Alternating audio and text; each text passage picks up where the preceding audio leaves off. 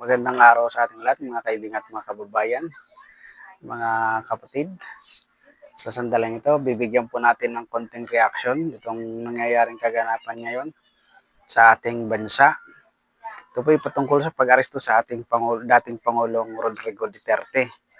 Alam niyo mga kabayan, sa pananaw ko lang dito, hindi hindi magiging magandang takbo ng ating bansa sa ngayon. Sapagkat ito, magti-trigger to ng malaking kaguluhan sa ating bansa. Bagamat ito ay sa tingin ko isang diversionary tactic ng administrasyon para humina ang PDP laban sa pangangampanya, sapagkat kapag si Pangulong Rodrigo Duterte ang kasama ng kanyang team sa senatorial slip, talagang dinudumog ng maraming tao. So ngayon, kaya nila pinahintulot na ibigay sa ICC para magkaroon ng malaking issue at ma-divert ang atensyon ng mga tao habang abala sila sa pangampanya. Yan ang nakikita kong sitwasyon. Pero ang hindi nila alam na lalo lamang nilang ginagalit ang mga tao at lalo nilang pinatutunayan na talagang hindi na sila karapat-dapat ibuto ng mga mamayang Pilipino. Sa anong dahilan? Sapagkat dahil ginigipit nila ang taong talagang minamahal, minamahal na maraming mga Pilipino. Ngayon, tingnan natin kung anong nangyayaring kaganapan. Nakita niyo yung picture na yan na update, bagong update ni Kati Duterte. So, ito, magti-trigger talaga ito ng matinding galit sa mga Pilipino. Kasi nga, talagang hindi mga tarungan yung ginawa nila sa dating Pangulong Duterte. Hindi sila lumalaban ng patas. Ginagamit nila yung kapangyarihan nila at connection. Isipin mo nga naman, matagal na tayong wala sa ICC. Matagal ng bansang Pilipinas kung wala sa ICC. So ngayon, binigyan nila ng access ang ICC para hulihin to si Pangulong Duterte. So ibig sabihin, pinagkalulo nila ang sarili nila, kapwa Pilipino nila sa ibang lahi. So, bilang ordinaryong Pilipino, nakakatakot ng mga nangyayari sa ating bansa kasi nga kung nagawa nga nila to sa dating presidente na talagang may kapangyarihan din sa lipunan, mas lalong magagawa sa atin ng mga ordinaryong Pilipino. Hindi na tayo magtataka dito kasi nga pulok na talaga ang sistema ng ating pamahalaan. Wala mga oligarchs talaga ang namayagpag dito sa ating bansa. Alam kung saan pupunta anong kahinat na ng bansa natin, mga kababayan. Isa lang ang masasabi ko dito ngayon, talagang magti-trigger to ng malaking gulo. So malamang sa malamang magkaroon to ng people power. Kasi nga talagang maraming nagmamahal sa dating Pangulong Duterte.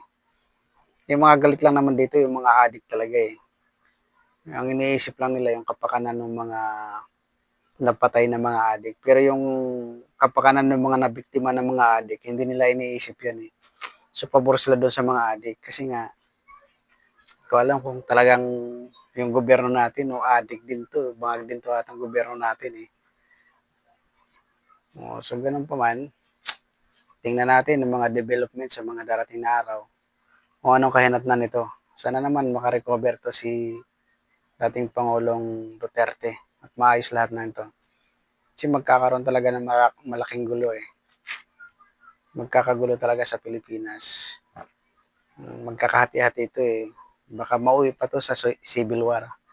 Tingnan lang natin kung anong mangyayari. Kasi ito, diversionary tactic lang talaga to ng administrasyon. Kasi nga, alam nila na dihalo sila sa eleksyon sa senatorial slip. Kaya gumawa sila ng paraan. Wala silang ibang paraan eh, kundi ito lang.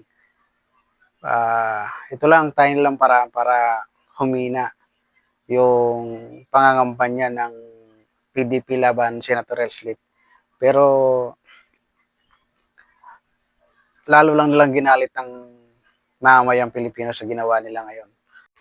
Kaya kailangan talaga mga kababayan sa darating na eleksyon, pumili talaga tayo ng mamili talaga tayo ng mga senador na talagang huhubog at babalangka sa ating bansa. Yung talagang mga senador na may puso para sa mamamayang Pilipino. Hindi yung mga senador at mga congressman lang na walang iniisip kundi yung kapakanan nila. Pansariling kapakanan lang nilang iniisip. Kasi tingnan mo ng mga nangyayari ngayon sa ating bansa. Kaliwat kanan ng korupsyon, bumalik yung mga adik sa lipunan, bumalik yung mga snatcher, mga magnanakaw. Naglipana na naman sila ngayon sa kalsada eh. Hindi katulad nung panahon ng Pangulong Duterte, talagang lahat ng mga yan takot. Wala eh. Nagsitago lahat ng mga yan. Yung mga dating bangag at payat, nagsitabaan ng mga yan. Ngayon, nagsibalikan na uli sila, nagsipayata na uli, naging bangag na uli sila. 5-5 na uli ngayon ang mga mga pinagbabawal na gamot sa street. Kaya grabe nangyayari ngayon. Nakakatakot ngayon ang pangyayari. Kailangan talaga natin sa darating na halalan yung uhubog ng maayos sa ating bansa. Pumili tayo ng mga kandidato na talagang may malasakit sa bayan. Kahit hindi man 100% yung malasakit, at least mayroon malasakit. Ito sa administrasyon ngayon, nakikita naman eh. Kikita naman ng maraming Pilipino. Wala, hindi katiting na malasakit sa mamamayan. Wala. Walang malasakit tong administrasyon natin. Tingnan natin yung mga magiging kaganapan sa mga darating na araw. Maraming Pilipino ang galit ngayon dahil sa ginawang hakbang ng gobyerno ngayon. Pinagkanulo mo yung sarili mong kababayan. Kalahi mo, ibibigay mo sa ibang lahi para hatulan. May mali talaga sa nangyayari. Internal problem yan ng Pilipinas. Bakit mo papahintulutan na ibang lahi sa ibang bansa ang humusga sa kababayan mo? Wala namang ginawang krimen yan doon sa ibang bansa. Dapat dito sa Pilipinas, may korte tayo dito, may sistema tayo dito. Bakit kailangan ibang bansa ang manghimasok sa problema ng Pilipinas? Kung ganun lang din naman ang mangyayari, buwagin na yung korte ng Pilipinas. Kung pabayaan na lang ang ICC ang mamahala sa korte natin sa Pilipinas. Wala eh, kung ganyan lang din naman, mali. Kahit ako na ordinaryong Pilipino, nakikita ko talaga ang maling sistema ng gobyerno ngayon.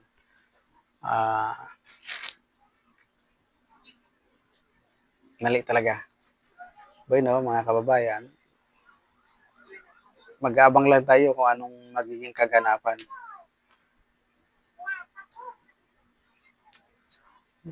Abang-abang lang tayo.